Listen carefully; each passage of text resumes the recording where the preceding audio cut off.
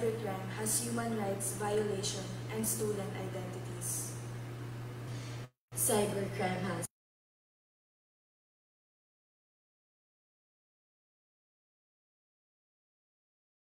The digital world moves fast. At MMDC, we're not just keeping up, we're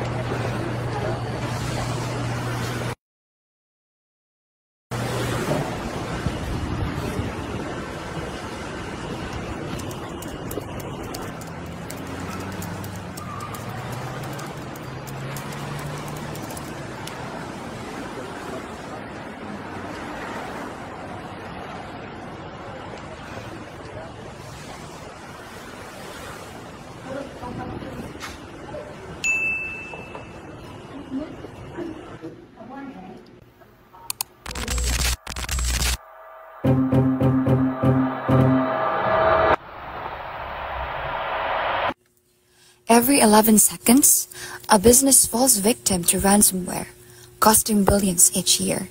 This devastating malware doesn't just target companies, it could infect your device next.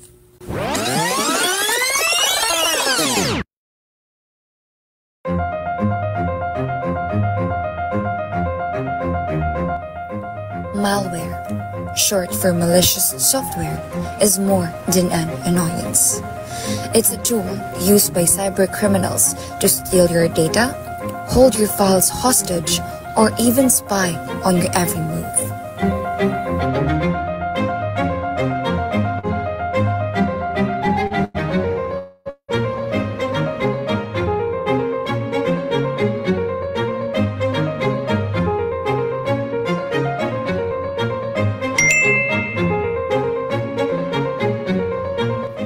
One wrong click on a suspicious link or download can infect your devices. The result? Lost data, stolen identities, and financial chaos. We've lost our client database and our network is completely down.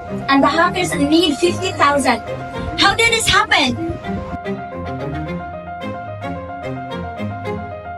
Without proper precautions, malware can infiltrate your life, costing you time, money, and peace of mind. The good news? You don't have to use it. Here's how to protect yourself against malware.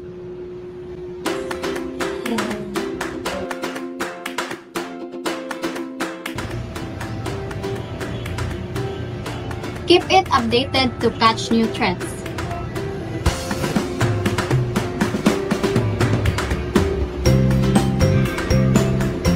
Don't click on unknown email attachments or pop-ups.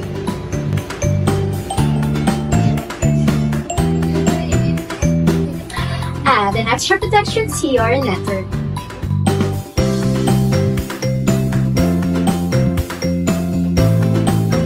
Use cloud or external drives to keep your files safe. Recognize a common malware like phishing scam. By following these simple steps, you can safeguard your devices and your digital life.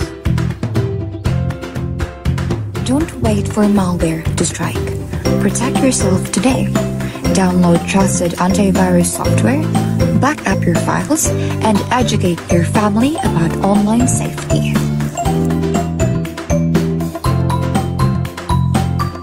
Visit www.cybersafeprotection.com or call 1-800-CYBER-SAFE for free resources, expert advice, and the tools you need to stay secure. Malware is everywhere, but with the right precautions, you can outsmart it. Take action now and make your digital world a safer place.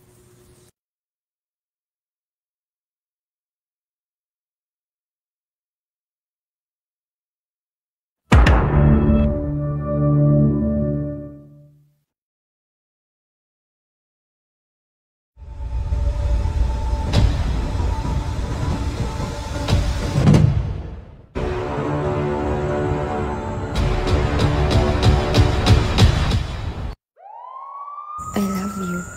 I love you. Those were my last words before I left everything.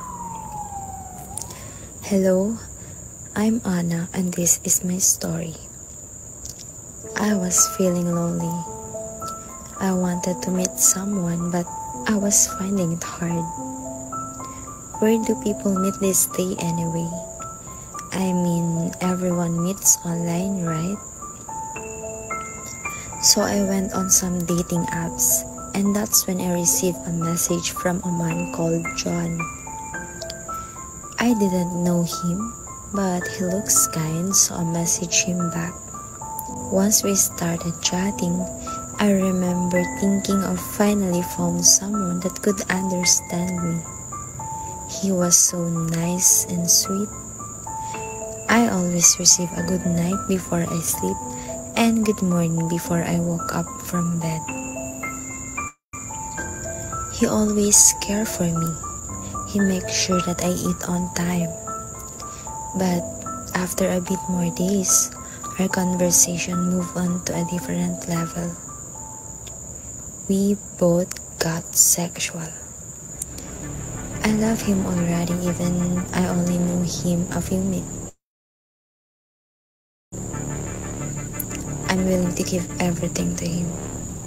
He asked for my naked pictures and videos, and I did not hesitate to send it to him, but I told him it's only for him.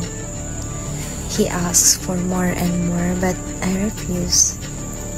He threatened me that he'd post it online and send it to my family. I couldn't believe it. He turned so quickly on it like he was a different person. I felt so betrayed. I'm so ashamed. I'm so stupid. So dirty. I don't want my family to know about this. I don't want to become disgraceful and disappointment. I'm afraid, hurt, and depressed. I don't know what to do. I tried pleasing him, saying that I love him, hoping that he loves me too. I thought he loved me, but all this time, I'm the only one loving him.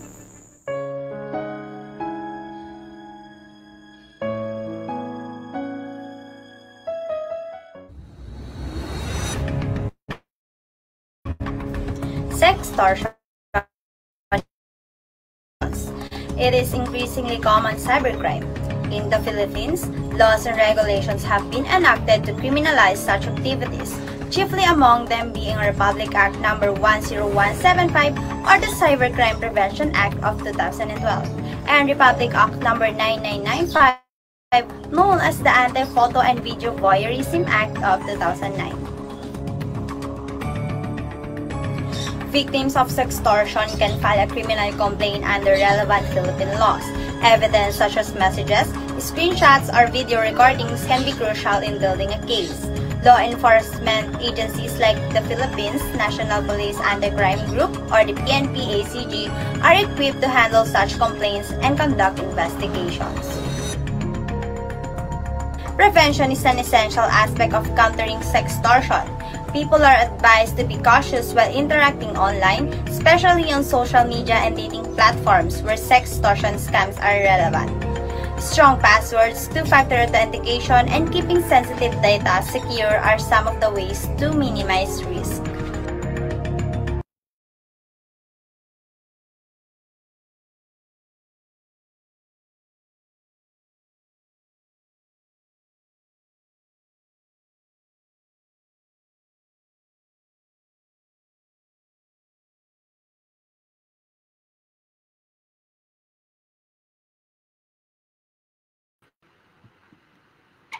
Hello, good afternoon, everyone, and welcome to today's webinar organized by the Alaysa Kinabukasan Lakas at Talino Foundation Incorporated or Aklat Foundation Incorporated regarding Republic Act 10175, also known as the Cybercrime Protection Act. To start, may I kindly request all participants to write your name, school, and course and expectation for today's webinar in the comment section. This will serve as your official attendance for today's event. Thank you.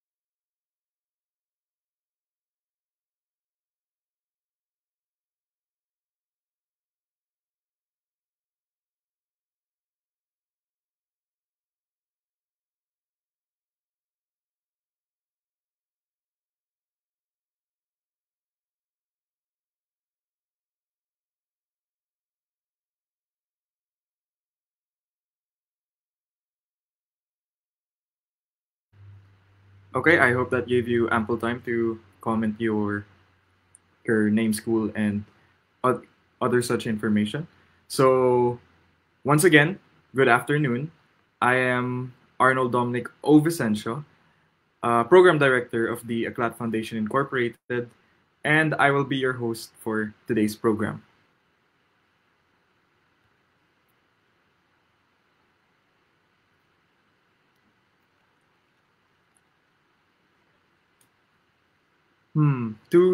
To solemnly begin our activity, let us all pause for a moment of prayer to be led through an audiovisual presentation. Heavenly Father, we come to you today with humble hearts, seeking your guidance and wisdom as we begin this program. Lord, we ask that you would bless every person who has gathered here today, and that you would be present with us in a special way. We pray that this program would be a time of learning, growth, and fellowship for all of us.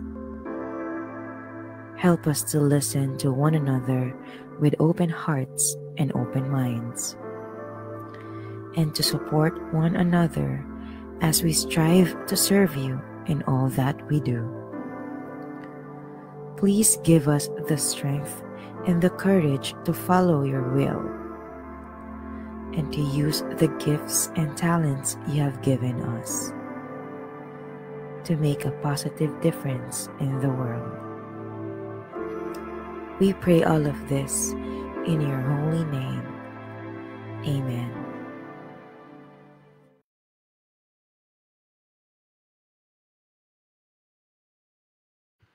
Okay, thank you. And at this point, may I request everyone to place their right hand over their chest as we play the Philippine National Anthem.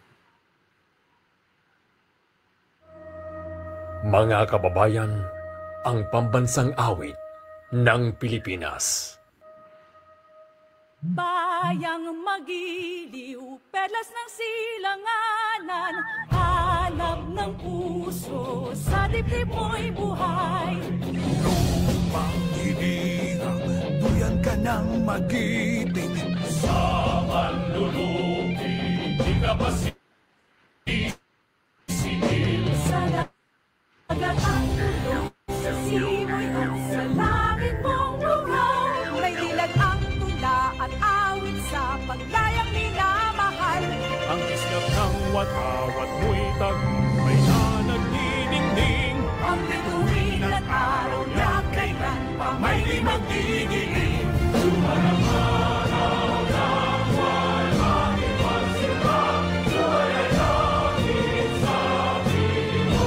Pilipat ang ligaya na may marami. Ang mamatay ng dahil sa'yo.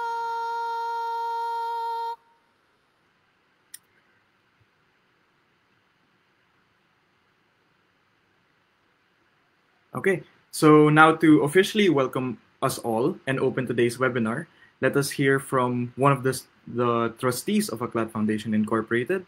He is a member of the Board of Trustees and concurrent internal auditor of Aklat Foundation Incorporated. He has over 7 years of experience in both private and government institutions. He currently serves as internal auditor at the Land Bank of the Philippines, handling audits across trust banking, treasury, procurement, customer care, field operations, and other key units. Known for his professionalism, integrity, and dedication, he is also pursuing graduate studies in data analytics and reviewing for a cybersecurity certification, while advocating for strong internal controls and cybersecurity awareness. Please give a warm welcome to Sir Fritz John Lawrence Frisnedi.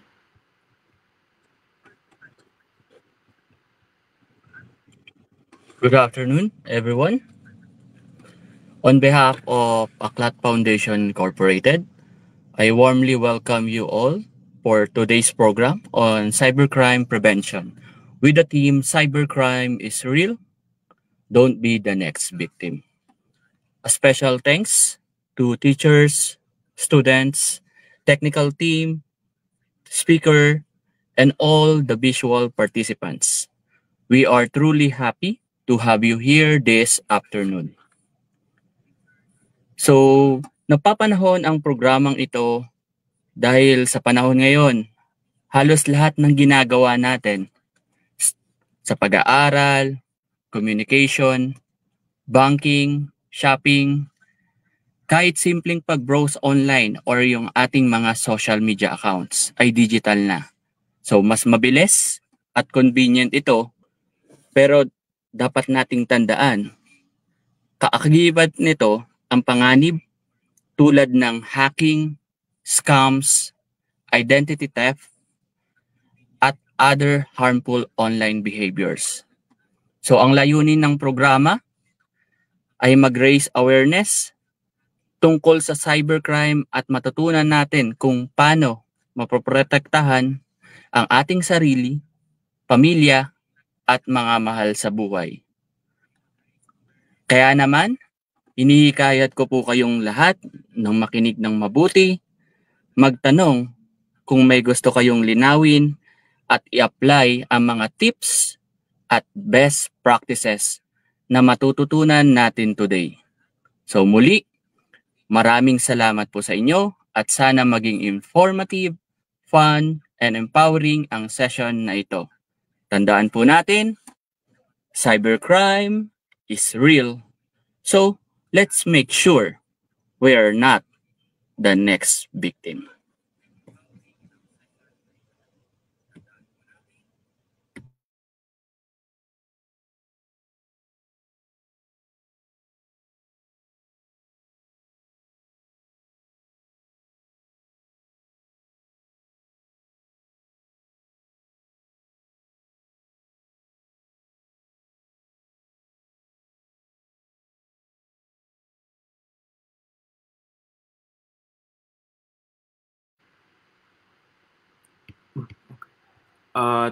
To formally acknowledge our participants, may I call Ate Janlene Salentes, the Corporate Secretary of Aklat Foundation.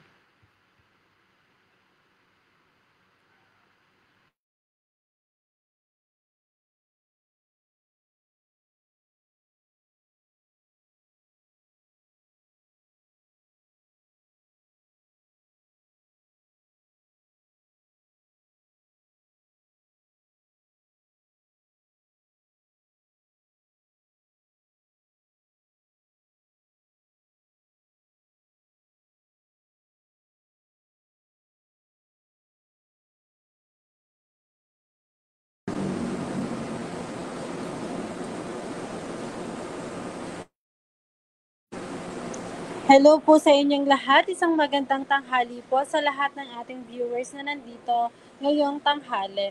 Unang-una po sa lahat, ina-acknowledge ko po yung mga youth na nanonood dito sa ating webinar. And ina-acknowledge din po natin ang mga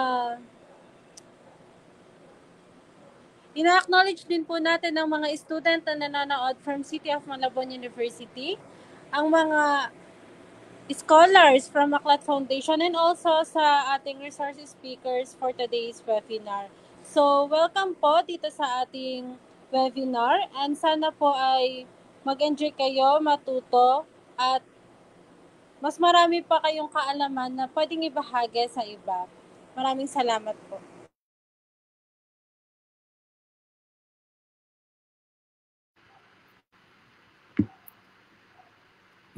Thank you, Ate Janeline Salentes, for that powerful message and formally acknowledging our participants. Thank you. So, before we proceed further, allow me to share a brief background about our organization. The Alay sa Kinabukasan Lakas at Talino Foundation Incorporated, also known as Aklat Foundation Incorporated, was founded in 2005 by education advocates from Malabon. The organization operates citywide with the goal of uplifting the poor and reducing poverty through better education. Our vision is a city where the power of education has unlocked the full potential of its people, creating a vibrant, prosperous, and empowered community for generations to come. Our mission is to break the poverty in Malabon by empowering the community through accessible and quality education. We are dedicated to unlocking the potential of every individual and building a more prosperous future.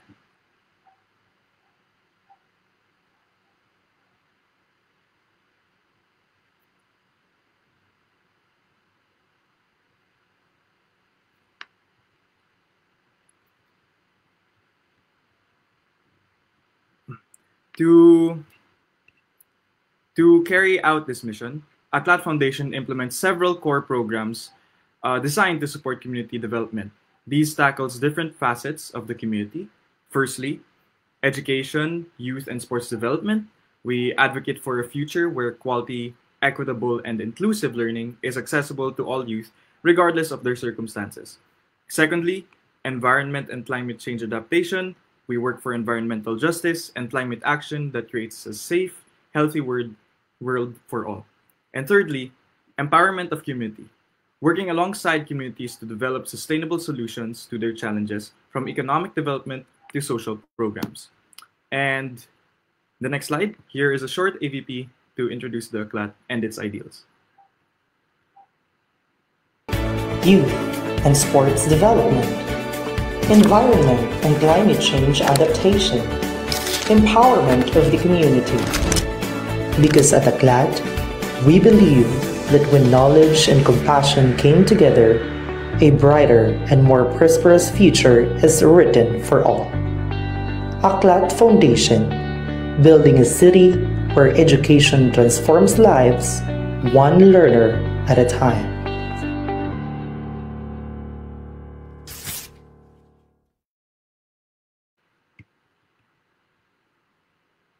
Okay, so I hope you guys enjoyed that AVP.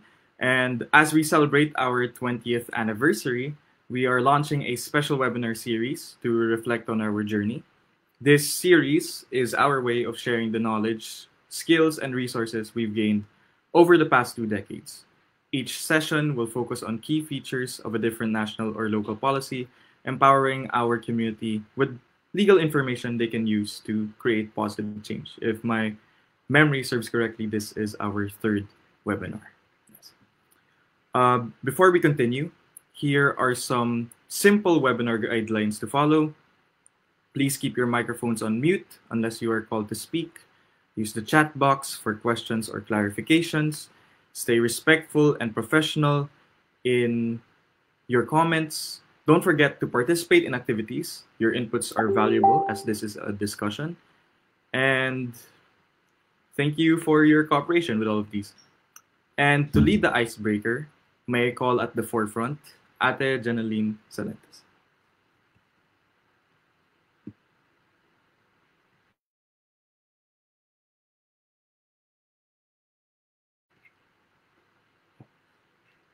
Oh, my apologies. I think it's actually Junval Escoso. So let's go, Junval.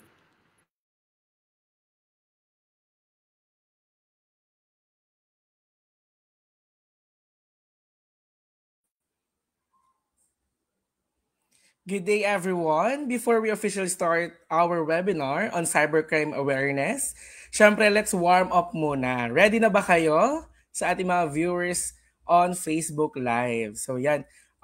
Share this Facebook link, our video, Facebook Live para po marami tayong makasama po ngayong hapon na ito dahil napakamakabuluhan po ng ating magiging eksena o ganap ngayong hapon na ito. So, with our icebreaker, ayan, next slide please. This is called guilty or not. Okay, so very Gen Z. Ayan, na. Okay, so sabihin natin sa comments kung guilty ka or hindi by using emoji. So, ang gagamitin lang nating emoji ay yung angry react. So, one angry react if sucks lang. Yon. So, 3 angry reaction naman if medyo tinamaan tayo. Okay? And 5 angry react if it's hard guilty. Ayan. So, ito yung mga, these are simple online actions na ginagawa natin araw-araw. Pero, ang tanong, cybercrime na ba ito? So, honesty test tayo ha. So, for our first guilty or not statement.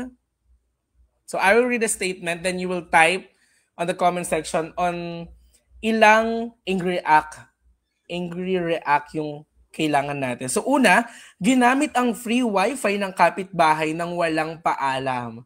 Okay, so tingnan natin yung comment section natin if ilang angry react yung marireceive natin. So 1 angry react for sucks lang, 3 angry react if medyo tinamaan, at 5 angry react very galit na if hard guilty ka na ginawa mo itong unang statement natin na ginamit ang free wifi ng kapitbahay nang walang paalam. Ay, ako parang ano ko dyan, guilty. So mga 3 angry react ako.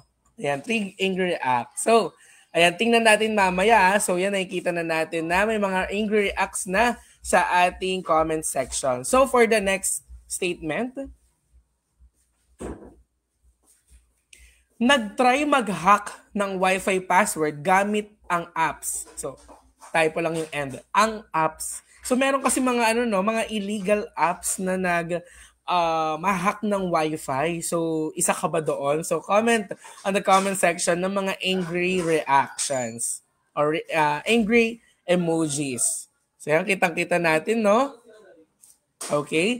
So next naman, nang stock sa social media ng iba gamit dummy account. So nag-stock ng ibang tao. So medyo yan, no? Sa mga, may mga karelasyon, di ba? Sa mga tinitignan, yung may mga tamang hinala, mga TH. Ayan, so nag-i-stock sila gamit yung dummy account. Sige, tingnan natin sa ating comment section yan. Next po. Nag-screenshot ng private convo at shinare sa iba. Ay, nako, malimit yan, no? Sa mga students natin and sa mga youth. Yung nag-i-screenshot tapos pinopost pa sa Facebook, minamay nang walang consent. So, mamaya sa ating speaker, no, malalaman natin kung ito ba ay cybercrime or lumalabag na ba tayo sa batas. Next slide. So naman yung nagpakalat ng unverified chismis online. Ay, mga marites online yan ha. Yung mga mosang-mosang dyan. So, diba? So dapat yung mga sinishare natin online ay na-verify natin at hindi fake news. Ayan, huwag na tayo makisali at makisawsaw sa mga fake news peddlers online. Sunod po. Eto, guilty or not? Nag-report ng account kahit wala namang violation. Ayan na, yung mga meron kagalit dyan. Tapos, dinadaan sa pa-report ng account para mawala yung account nila. O kaya naman kapag may nakitang hindi magandang kaaya-aya sa post or medyo masakit sa feelings, nire-report ang account. Mamaya titingnan natin yan. Next slide. Nire-upload ang video or photo ng iba without permission. Ay, nako, lalo na sa mga memes and videos, no, na galing sa iba. At saka yung mga yung mga Sierra Madre uploaders ngayon, di ba? Sa mga AI. So, ayan, mamaya malalaman natin if hindi po pagmamayari yung video or photo, pwede mo ba i-share online at i-re-upload ito? Comment na sa ating comment section kung kayo ba ay galit na saks lang, medyo tinamaan o hard guilty. Next, nag-spread ng memes na may sensitive info ng ibang tao. Ayan na, yung mga body shaming, homophobic remarks, transphobic remarks, tapos yung mga patay ng tao, dinadamay pa, mga ganyan. So, pag ba tayo ay nag-spread ng memes na may sensitive info ng ibang tao, ay cybercrime ba ito? Comment na yan. And next, nang lure ng tao gamit fake profile o yung tinatawag natin catfishing, lalo na sa mga dating apps o kaya sa mga chat-chat sa Messenger, Telegram, sa IG, para kunwari, balingkinitan ka, ikaw si Ann Curtis, ganyan, pero hindi pala ikaw yun. Ay, nako! Sige, i-comment na yan sa ating comment section if ikaw ba ito o nagawa mo na to paminsan. Next. Nag-download ng movie. Ay, ito talaga sa mga kabataan at sa mga tanderakas natin dyan. Nag-download ng movies or K-drama via torrent or illegal sites. Ayan, yung mga walang pang sine dyan, Ayan, download sa torrent, illegal sites. Gusto? Ayaw bili ng ticket? So, syempre, support natin yung mga cinema and yung mga movies na pinapanood natin sa mga sinehan. Okay, next. At ito, para sa ating pakabugan, na maaaring manalo po ng GCash load. Ayan po. I-comment po natin sa mga viewers po natin. I-comment po natin ang naiisip natin na number 1 online safety tip para sa lahat. So for example, huwag mag-click ng unknown links. O kaya naman huwag mag-reply kapag nanalo ka ng 1 million sa text message. Mga ganon. So mamaya po, pipili po tayo ng best 3, yung top 3 po natin na mahusay, maganda, makabuluhan ng kanilang pakabugan na comment ng number 1 online safety tip para sa ating lahat.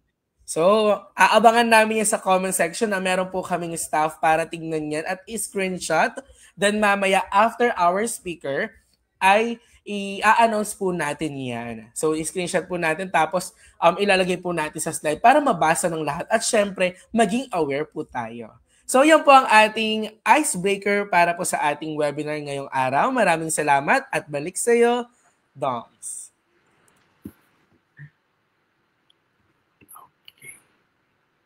So, thank you everyone for your participation and thank you Mix Junval Escocio for leading the icebreaker. Now, let us move on to the highlight of today's session. It is my honor to introduce our distinguished speaker. She is an alumna of St. James Academy, batch 2012. She earned her BS Legal Management degree from San Beda University in 2016 and completed her Juris Doctor at Arellano University School of Law in 2021. She passed the 2020/2021 Philippine Bar Examination, also known as the Best Bar Ever, with her bar journey featured in the Manila Bulletin. She has served several key roles in Malabon City, including head of the Technical Working Group of the Bids and Awards Committee, overall in charge of the City Tourism and Cultural Affairs Office, leading major events such as the Tambobong Festival and Ginoo at Binibining Malabon 2023, and executive assistant, third executive assistant in the office of the city mayor. She also taught as an associate professor at the City of Malabon University. In December 2024, she was appointed as a prosecution attorney at the Department of Justice, where she is part of the panel of prosecutors handling high-profile cases. Beyond her legal career, she serves in the Ministry of Lectors and Commentators at San Antonio de Padua Parish, Malabon. This afternoon, Attorney Joanne Ross Evangelista will be sharing her insights on the Cybercrime Prevention Act and its purpose in the community. So let us give a warm welcome to Attorney Joanne Ross Evangelista. Hello, good afternoon po. Good afternoon din po sa lahat ng nanonood sa FB Live natin. Just a brief intro lang, no? So noon sa past, kailangan pa natin lumabas para makagawa ng krimen or mahuli natin agad yung kriminal. Pero ngayon, yung crimes pwede na siyang makumit in just one click. So mas mahirap ng hulihin ang mga kriminal ngayon. And usually, karamihan sa nabibiktima ng online crimes ay women and children. For the meaning, so what is a cybercrime? Next slide po.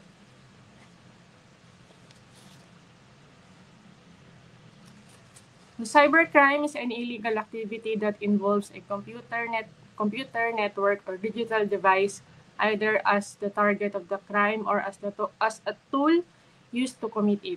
These activities can target individuals, organizations, or governments, and often have financial gain, disruption, or malicious intent as their primary motives.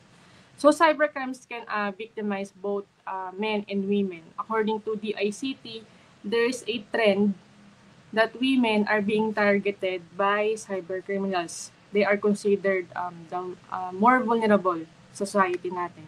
In 2024, the PNP reported 21% increase in cybercrimes for the first quarter alone. In a report by the Philippine Daily Inquirer, the PNP confirmed that this increase is due to rampant online scams. So dahil sa accessibility na computer sa tao, pati mga kriminal, nagiging familiar na sila sa kung paano gamitin at i-take advantage ang cyberspace para makagawa ng krimen. So yun yung nagiging ways nila or tool nila para makagawa ng crimes. Next slide po. So why we need? Ba't natin kailangan ng cybercrime law? So first, the purpose. Next slide po.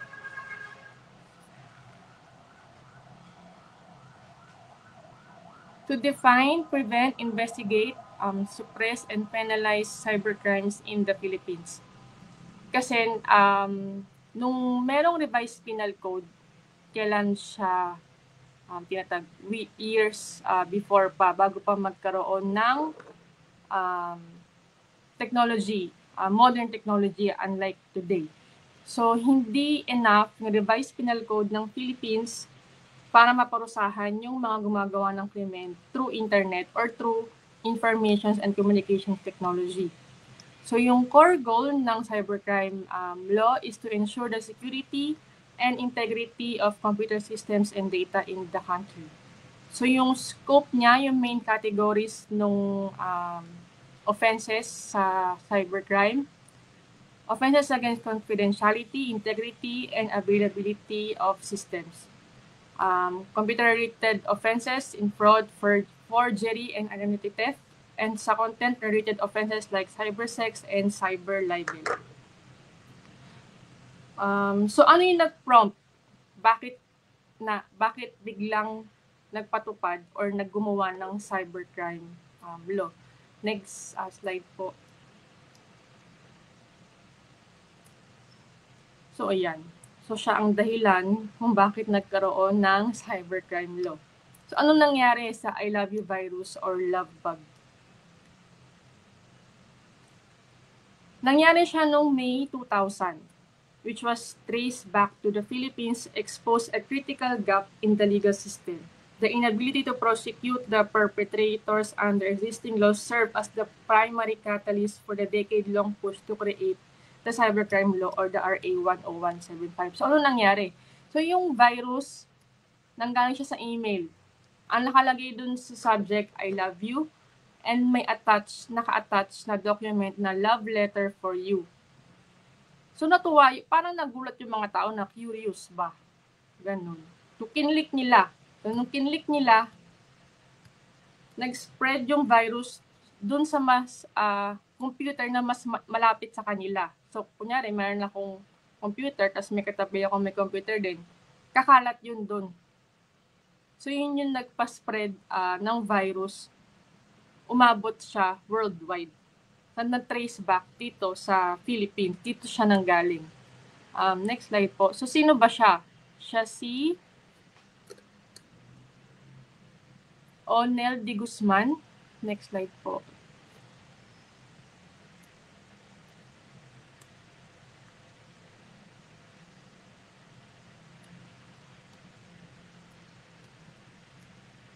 Next slide po.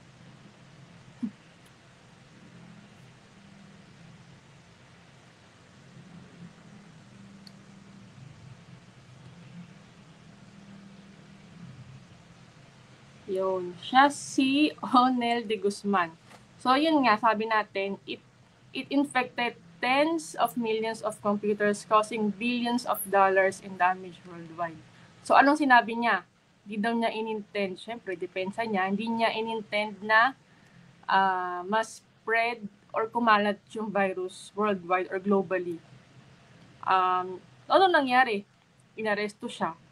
Pero wala nga specific na batas para maparusahan siya sa nagawa niyang damage.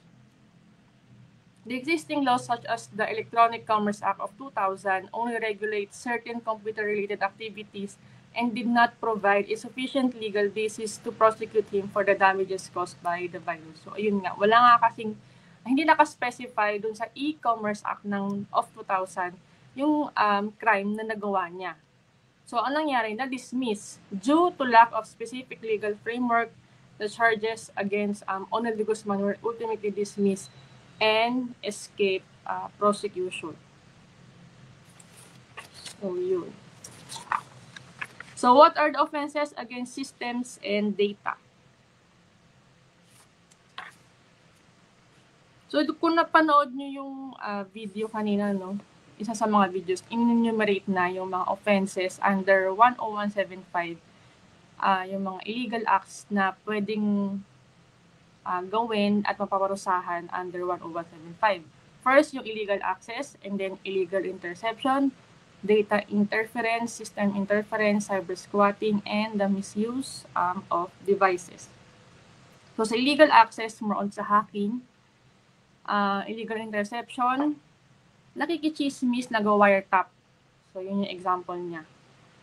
Doon naman sa digital vandalism, data interference, nag-hack ng website tapos pinalitan yung logo. Usually, ganun yung data interference.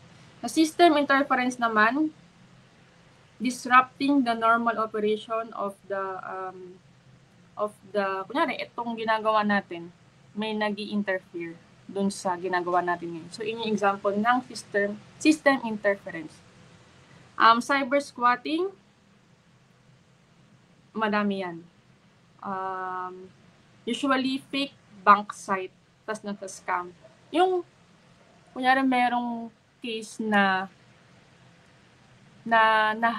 scam siya kasi akala niya land bank yung bangko, pero baliktad yung D tsaka B dun sa land bank. May logo ng land bank, pero yung word na land bank mali. Imbis na land bank, yung D and B pinagbaliktad, so naging land bank. Ganun. So, kinlik yung link na yun, ayun. Scam siya. So, lahat ng details niya nakuha, na lagay sa illegal transaction yung money na nandun sa account niya. And then, yung misuse of devices. So, yung mga tools na ginagamit nila para makapag-hack. So, dito, no, meron tinatawag na social engineering. Tinatawagin natin na yung idea behind dito is to take advantage of a potential victim's natural tendencies and emotional reactions. So before, ang tawag dito is yung dugu-dugugang. Ganon yung pinaka-concept niya sa social engineering sa cyberspace, pero ang ngayon ginagamit na nila online. So kunyari, may tumawag, nanalo ko ng points, ganyan, convert mo sa pera, ikaw natuwa. Kasi syempre, pwede i-convert ko na rin, nakakuha ka ng 1,000 points. Tapos ang sabi dun sa tumawag sa'yo, pwede mo siya i-convert. So, anong nangyari? Masaya ka, anong nangyari? Nakuha lahat ng details mo kasi gusto mo na makuha yung pera eh. So, masaya ka, kakabigay mo ng details mo, nakuha nila yung OTP na kailangan nila. Ayun, no? Imbis na pera, naging bato pa. Kasi nakuha na nila yung details mo. Yung isa sa mga cases or yung meaning, maintindihan natin yung social engineering. Dinidepende ng mga criminals yung nagiging reaksyon natin sa kanila. Patulad nun, masaya tayo, may points, nagkakapera. So, pwede tayo mabiktima ng cybercrime. So, next slide po. So, what are the related and content offenses? First, the computer-related offenses, like computer-related forgery. So, in next slide po.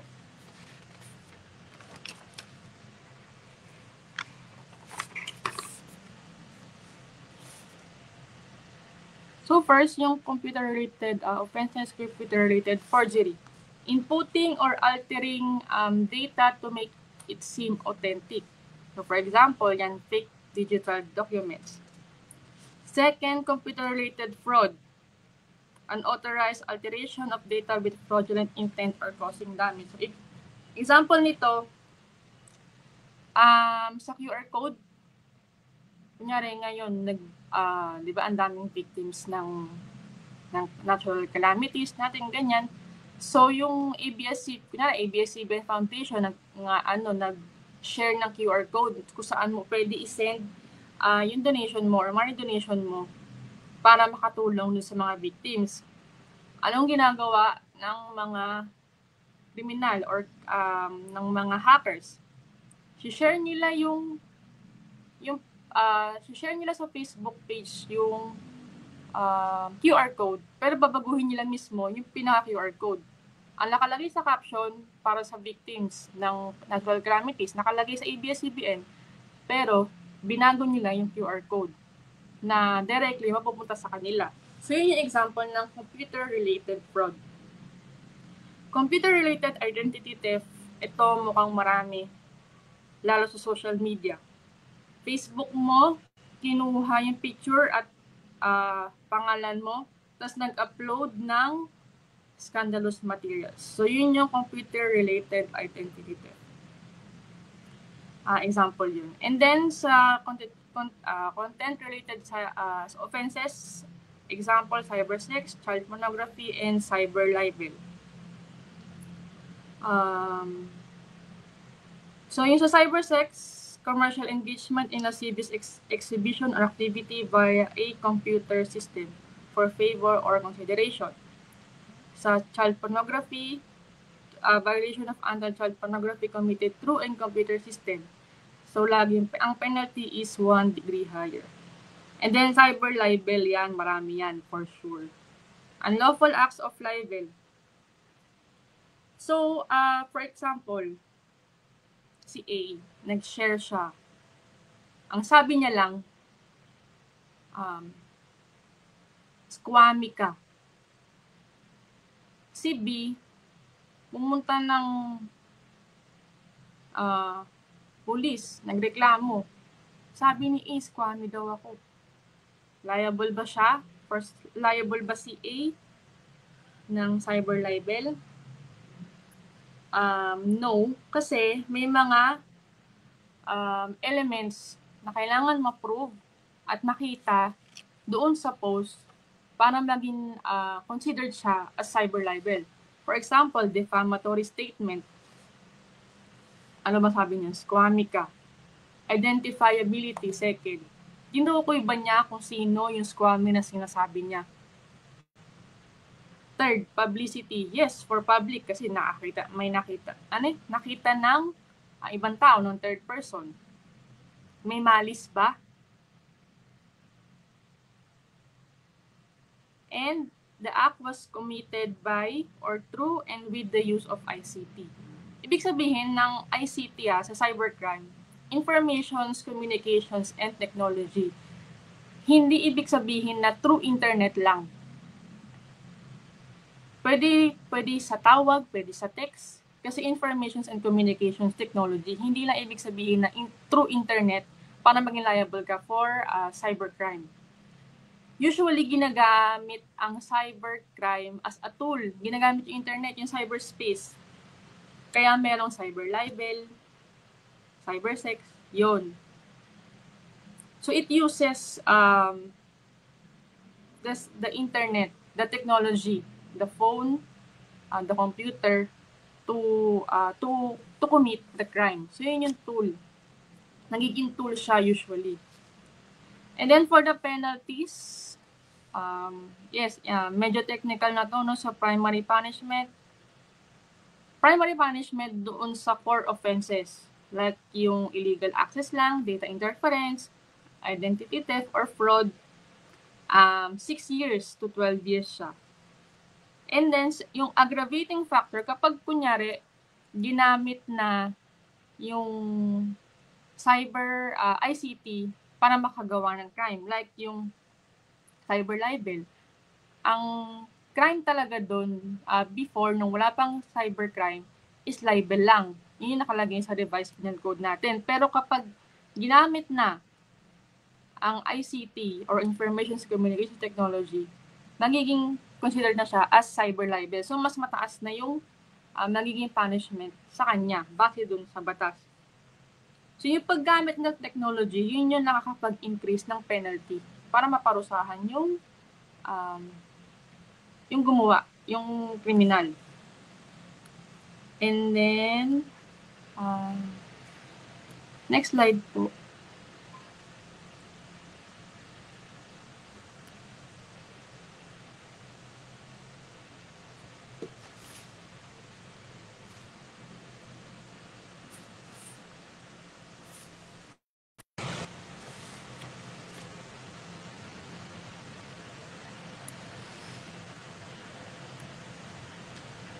Next slide po.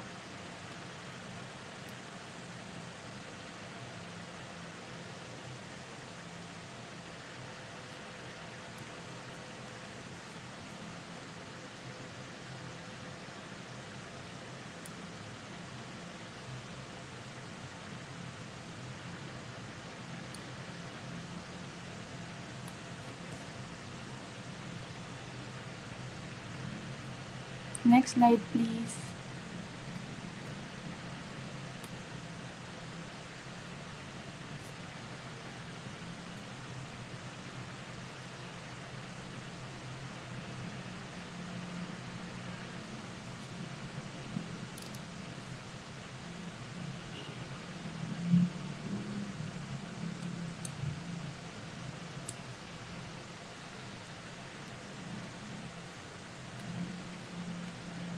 Yung previous po. Yung isa. Sorry.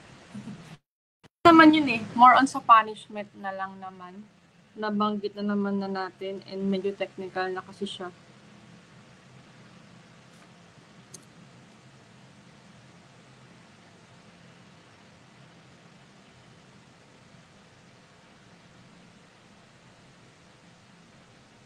Doon na lang po sa slide ng may enforcement and Supreme Court rulings. Yan po, yan. Yan po, yan. Okay, thank you po. So, ang process, di ba sabi dun sa previous video kanina, yung sa intro, no? Ang law enforcement, ang NBI at ang PNP. So, sila yung mag-investigate, kakalap ng ebidensya regarding dun sa nangyaring crime. So, the NBI and the PNP are mandated to organize specialized cybercrime units to investigate violations. So, sila ang kumikilos ng mga law enforcement agencies natin like NBI and PNP. And then, if-forward sila sa DOJ, sa office namin, to act as the Central Authority of International Cooperation in formulating investigation strategies. So, sa DOJ, doon namin i-evaluate kung makakasuhan ba or hindi yung yung gumawa ng crime, yung respondent. Kasi paano kung yung complainant, ang dala lang ay picture ng screenshot? Anong gagawin namin doon? Dapat kumpleto. May affidavit ka, meron kang ebidensya, meron kang ebidensya na ginawa niya yon. Like sa cyber libel, ang nangyayari kasi usually sa cyber libel cases, pag na-file na yung case, sinasabi nung nag-post, deleted na or na-hack lang. Wow, na-hack, diba? Sino ka para i-hack account mo? Ganon. So, kunyari, na nakita mo, hiniraan ka through Facebook or sa social media accounts, screenshot mo, and then, identify mo kung sino yon, kung sino na screenshot, sino nag-print. Ganitong oras at date ko pinrint. Ganitong oras at date niya pinost. Kailangan may affidavit of witnesses. Na ma-prove na siya talaga yun. Kasi di ba sabihin minsan, hindi ko account yan, or na-delete na yung account ng Facebook, deactivated na. So, kailangan dun mismo sa pagka-post niya na yun at na-identify mo na pwede siyang pumasok as cyber libel,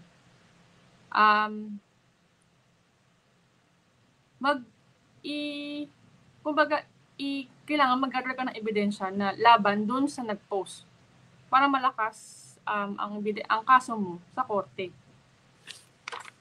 So, yeah, I think that's yung mga key provisions ng cybercrime.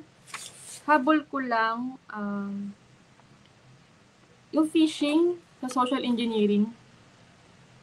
Usually sa email nangyayari yun.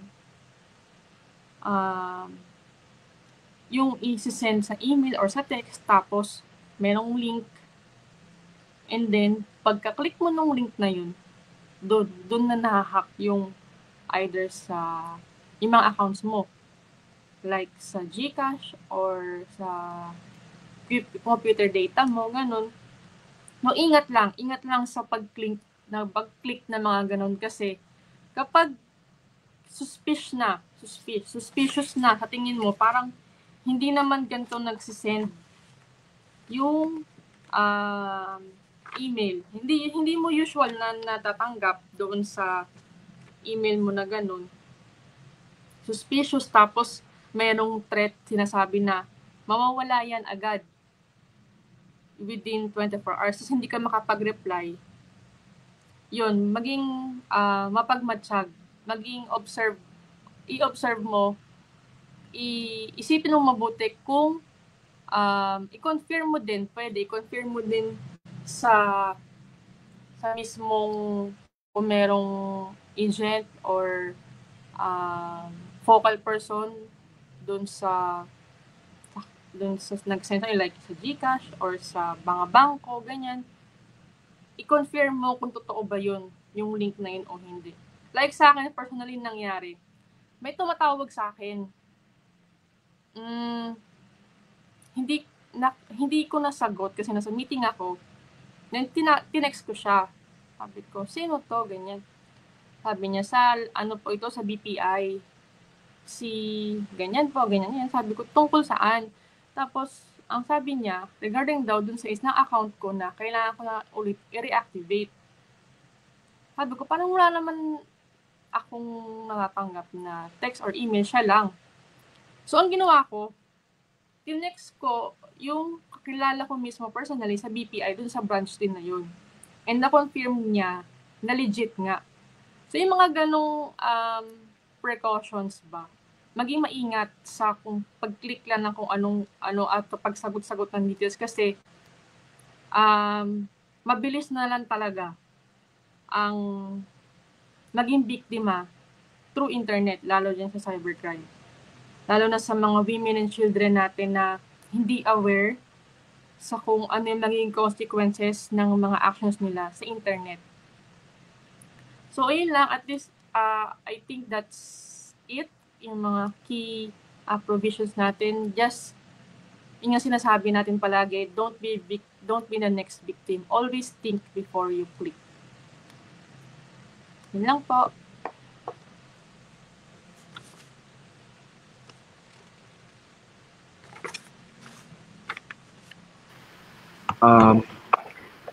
So, thank you very much, Attorney Joanne Ross Evangelista, for the very comprehensive, valuable knowledge that you shared with us. Before we proceed to our Q&A session, let's all take a quick health break. Feel free to stretch, grab some water, or relax for a few minutes. We'll resume in maybe 2 minutes. Yeah. Timer starts now.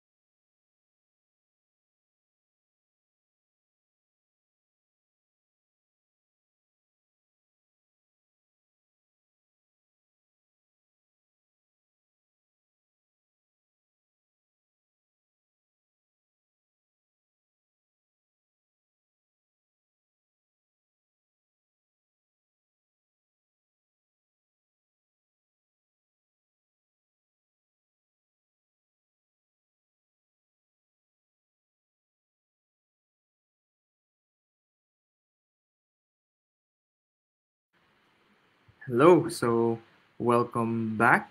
Let us proceed with our webinar. So, at this point, we will open the floor for any questions. If you have any clarifications for attorney, please type them in the chat box or just type them in the chat box and we will acknowledge you one at a time. Firstly, we have a few questions here already. To start, I hope I don't butcher the pronunciation. Paano pinoprotektahan ng batas ang mga minor de edad laban sa cyberbullying at online exploitation? Paano na poprotektahan? How does the law? So kaya nga kaya na patupad tong cybercrime ito is to protect them. Kasi yun lalo ngayon usually sa DOJ, marami ng crimes ang ginagamit nila women and children lalo sa cyberspace, exploitation, prostitution, trafficking, ang ginagamit yan internet. So yung penalties natin mas mataas na yung penalty pag ginagamit ang internet sa paggawa ng crime. So kung sa pagpapaprotekta ng children, mostly women and children, I think that is the purpose of the law being enacted in 2012. I see. Yeah, because minors are Yes, oo. Usually reminders din to sa parents and sa guardians, kahit yung mga ates and kuya na mas knowledgeable sa kung anong nangyayari sa internet. I think dapat alam din nila, aware sila sa kung anong magiging consequences ng paggamit ng ICT or ng Informations and Communications Technology. Okay. Thank you for that, po. And for our second question, let me choose here.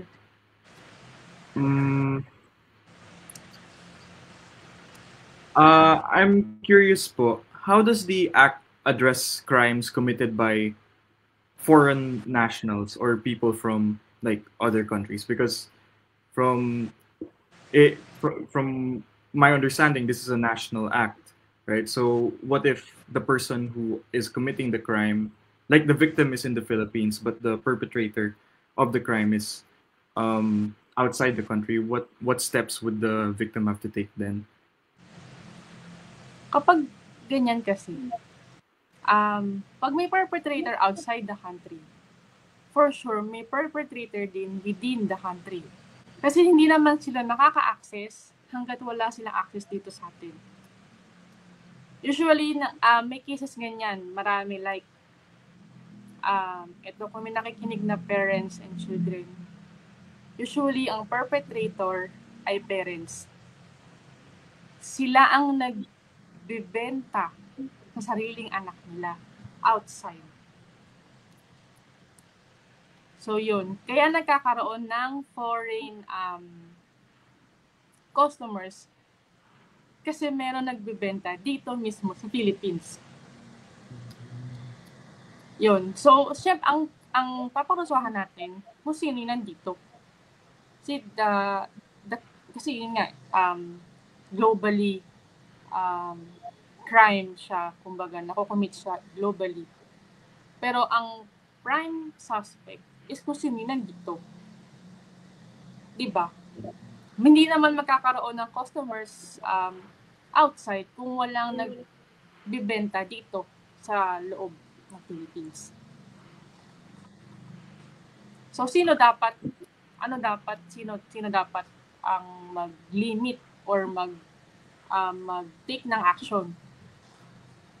Dito tayo sa Philippines. Okay. Thank you po. Yes. Next question. Sa panahon ng AI at deepfakes, paano mas lumalawak ang cybercrime cases po? Sorry, ulit. My bad.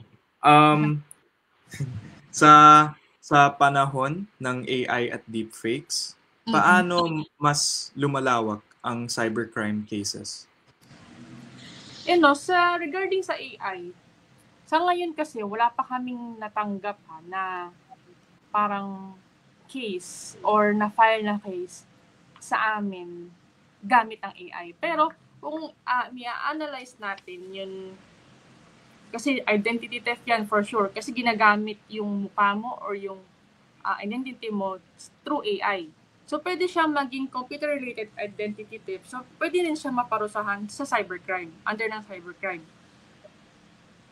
Yun na, kasi based sa experience ko, wala pa kaming nakita na nagreklamo kasi AI yung ginamit. So, kunyari, sinabi natin kanina na fake yung documents or yung pinasa na documents. So, computer-related forgery siya. So, under pa lang siya ng cybercrime. Kapag naman ginamit through AI yung mukha mo, tapos sinabi mo to, ganyan-ganyan, na hindi mo naman talaga sinabi, so identity theft siya. So, under pa rin siya ng cybercrime. I see. Okay. In that case po, a bit of a follow-up question lang. Because with the rise of like AI and deepfakes, this is new technology. And in evaluating cases such as these, we're using prior terminology that was that's within the act already. If the cases arise of like AI and deepfakes being used in cybercrime, would that also reflect in the terminology used in the Cybercrime Act? Would they update it to consider these things?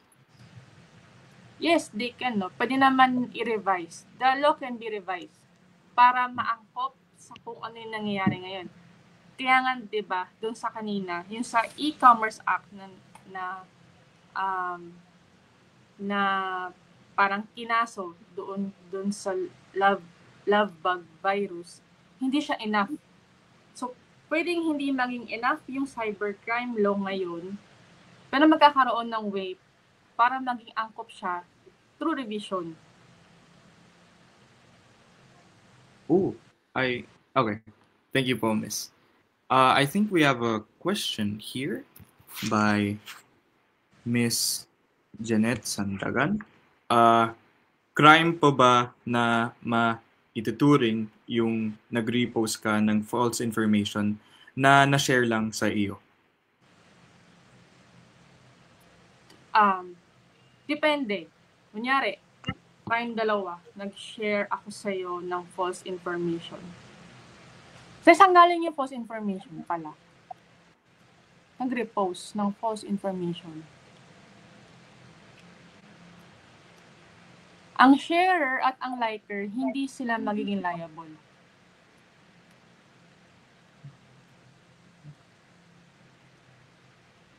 Kasi kung kunyari, ako yung original poster, tapos shinare mo sa kaibigan mo or sa third person, ako yung mananagot, hindi kayo.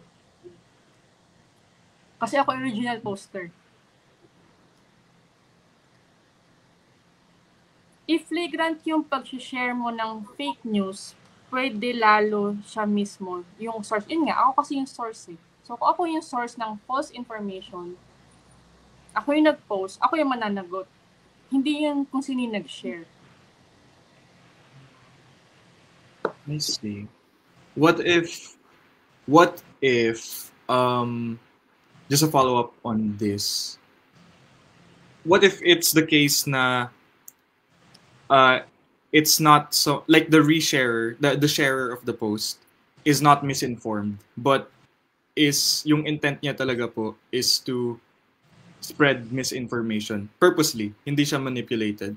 I understand na it would be hard to to judge or like to claim na this person has is doing it on purpose, because that's really hard to do, I imagine. Pero in the case na it was done purposefully, the resharing of information, would they suffer some kind of consequence or yung source lang talaga po? Can be liable, proven na intentional yung pag-share ng misinformation. Okay. Noted. Thank you po. Next question. Because cybercrime is wide, it's all over the place, and it's rising, and also the National Act itself, it's covering a large area. I was wondering, based on what you've observed, does the Philippine government have adequate capacity and expertise to enforce these provisions evenly nationwide? Yes, of course. With proper awareness na rin kaya nga maganda tong webinar na to para malaman din ng public kung anong pwedeng maging consequences at kung paano sila magiging maingat sa paggamit ng internet. I think ang tawag ito, capable naman ang Philippines, ang law enforcement agencies natin para mapatupad ng maayos itong crimes na to. Basta meron kang sapat na ebidensya, proven, meron kang nasusuportahan mo yung claims mo, malakas ang kaso mo sa cybercrime. Kasi katulad ng sinabi ko kanina, nag-post, sinabi na squammy ka. Yan, dala mo lang screenshot. Anong gagawin namin dun? Paano namin makakasuhan yung perpetrator kung walang sapat na ebidensya? Kasi mahirap nga, di ba? Mahirap nga ma-prove sa online So, yung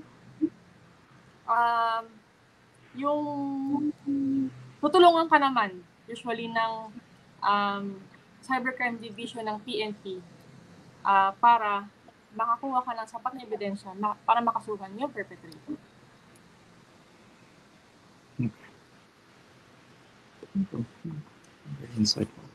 Thank you po, Ms. Attorney. And follow-up from Ms. Jeanette Sandagan. Thank you, by the way, for your question earlier po, Ms. She says, she's asking, follow-up lang po, hindi ba kasi accessory to the crime ang sharer? Hindi po. Kung lalo na kung in good faith naman na napaniwala ka, ganun. Napaniwala ka na tama information. Yun yung isa sa mga naging ruling din ng Supreme Court. Limited lang siya sa original author of the post or the information. Pero kunyari ganito, may nag-post. Shinare mo, nilagyan mo, nag-comment ka na, or nag-agree ka, oo nga, ganyan nga siya, or squammy nga siya. Kunyari, naka-identify mismo, ako original poster, si A, ano ba to? Sabihin natin na magnanakaw yan. Si A magnanakaw yan. Pinost ko, si A magnanakaw yan. May nag-comment, nga rin nag-comment ka, oo nga, tama, magnanakaw yan. Yung nag-post and yung nag-comment ng ganun, yun, pwede sila maging liable dun sa cybercrime. Hindi siya accessory.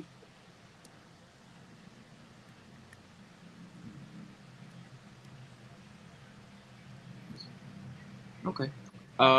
I hope that answers your question, Miss Jeanette. Thank you. Here it is. Follow-up question again. Paano pala mahuhuli ang mga nag-violators? Through sa law enforcement agencies natin. Sa PNP or sa NBI. Pwede sila dun mag-file ng case. Para makakalap ng ebidensya, mag-file ng report ang police. And then kung may enough evidence na, diretso yan sa DOJ or sa mga prosecutor.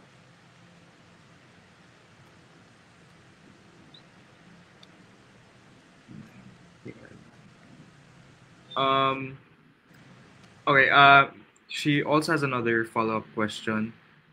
Hindi ba matagal ang proseso masyado bago mapatunayan that they are liable? Actually, in relation to that, because I was gonna ask a similar question, how I suppose you can two birds with one stone.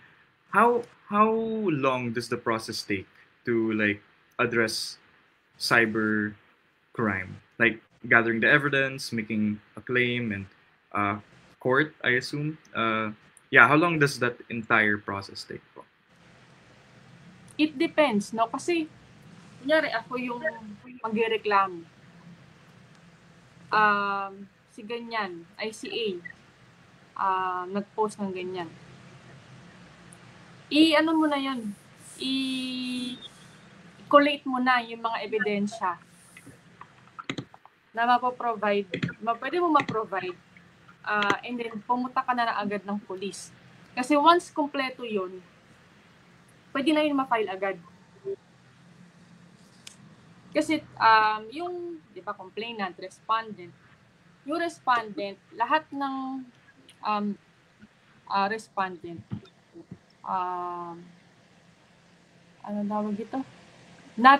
Hindi siya pwedeng sabihin na guilty agad. Innocent. Kailangan, ano ba to? Guilt must be proven. Lahat tayo presumed innocent. So kahit yung kinakasuhan natin, pwedeng innocent pa rin sila. Ang magka-contrary lang doon is yung mga ebidensyang meron ka, hawak mo, na pwede mong i-file.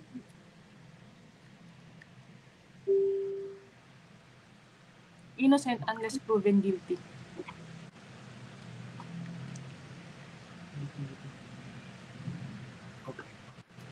Okay. So okay. Well, thank you so much for your input, Miss Attorney. Unfortunately, we have to close the Q&A na, which kind of makes me it kind of pains me because I feel like I have a lot of questions. But thank you so much for this entire webinar and answering our questions po, Miss. Thank you, thank you. Um, So, moving on to the awarding of certificate of recognition. Okay, there. So, yeah, thank you for that enriching exchange. At this juncture, we would like to present a token of appreciation to our resource speaker. The certificate is on the screen. Certificate of recognition is proudly presented to Attorney Joanne Ross Evangelista for serving as a valuable resource speaker at the webinar Cybercrime is Real, Don't Be the Next Victim. Your exceptional expertise and insightful presentation on the Cybercrime Prevention Act greatly enriched our event and provided valuable knowledge to all attendees. We extend our sincerest gratitude for your time, dedication, and for sharing your expertise with our community. This is given at the 15th day of November 2025. Yes, City of Malabon. Once again, thank you very much, Attorney. Thank you. Thank you din po sa inyong lahat. Okay.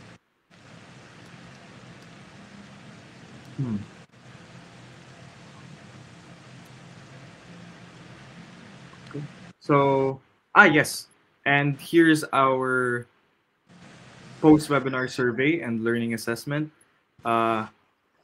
Participants, please answer so we can, so you can help us improve our future webinars. And yeah, the QR code is on the screen, and please accomplish this in your convenience, maybe right after this program. Your responses mean a lot to us. Thank you.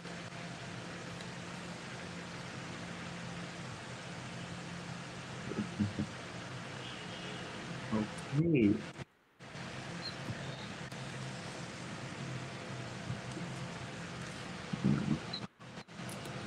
Yes. There we go. Also, just a short announcement. Our next webinar will be about the anti-hazing law, and it will be conducted on December 13, 2025, via Facebook Live, same medium as now, in the Aklat Foundation FB page. Yes. So,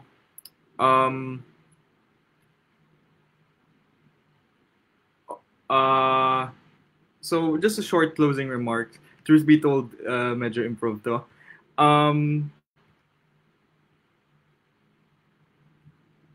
With the rise of technology throughout the years, and phones, computers, Wi-Fi, these are new technology that just like the more you think about it, hasn't been here for a while, and our legislation and how we respond to such crimes reflects that. And our law is trying its hardest to keep up with all this new technology. I remember just a few years ago, AI wasn't a thing. ChatGPT, generative AI art, it wasn't there, and there was so much conflict around that. Even AI art itself, there's an ongoing conflict about copyright and can you use people's art, because these AIs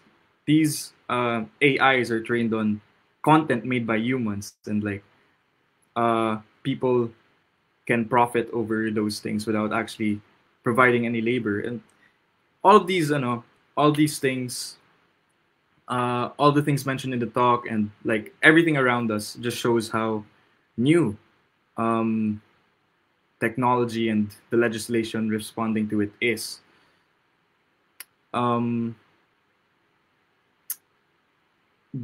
Regardless of that, regardless of this technology, I'd like to believe it doesn't control us. I'd like to believe it just amplifies our capacity to act on our agency. For all the damage that you can do on your phone, on your Facebook page, defaming people and humiliating them, you can also use that same phone, use those same accounts, use your same agency to promote change, to talk about issues in national policy, to talk about global conflict, to talk about war, and put your foot down and stand for what you believe in. So technology just exacerbates the human condition, and beyond any fear of, because that's how the law works, right? It the way it does its thing is it scares people off from doing crime. But if there is anything that any of you guys take away from this, I'd like it to be that technology is a tool, and we should just try our best to help people best we can, because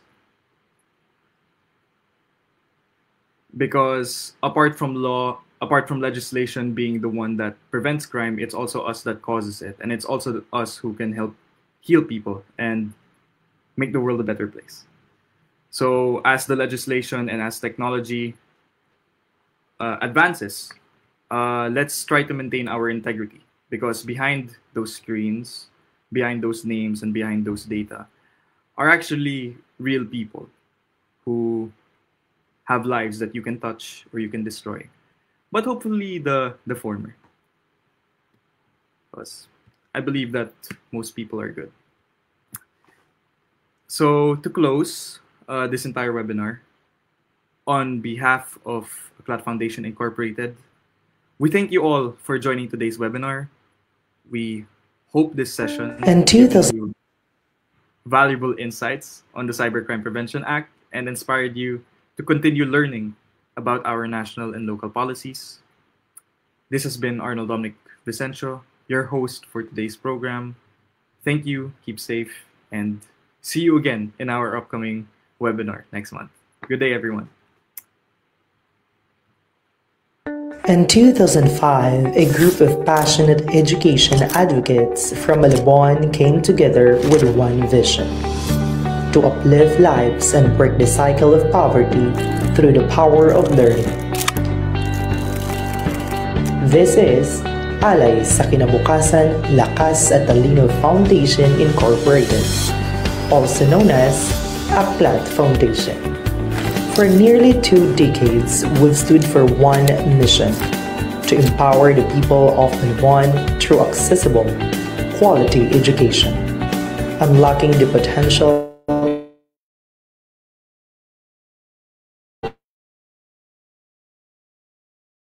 every individual.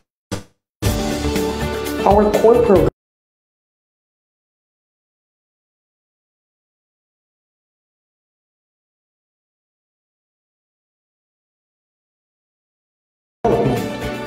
environment and climate change adaptation, empowerment of the community.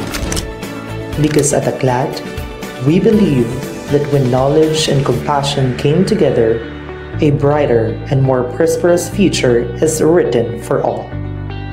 ACLAT Foundation, building a city where education transforms lives, one learner at a time.